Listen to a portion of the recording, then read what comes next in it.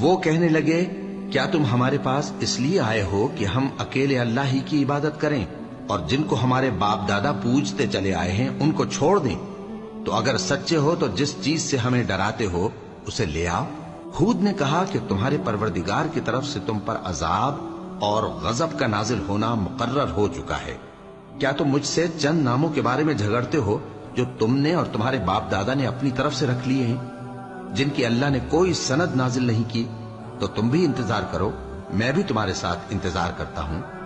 پھر ہم نے ہود کو اور جو لوگ ان کے ساتھ تھے ان کو اپنی مہربانی سے نجات بخشی، اور جنہوں نے ہماری آیتوں کو جھٹلایا تھا ان کی جڑ کاٹ دی، اور وہ ایمان لانے والے تھے ہی نہیں۔ اور قوم سمود کی طرف ان کے بھائی صالح کو بھیجا تو صالح نے کہا کہ اے قوم، اللہ ہی کی عبادت کرو، اس کے سوا تمہارا کوئی معبود نہیں، تمہارے پاس تمہارے پروردگار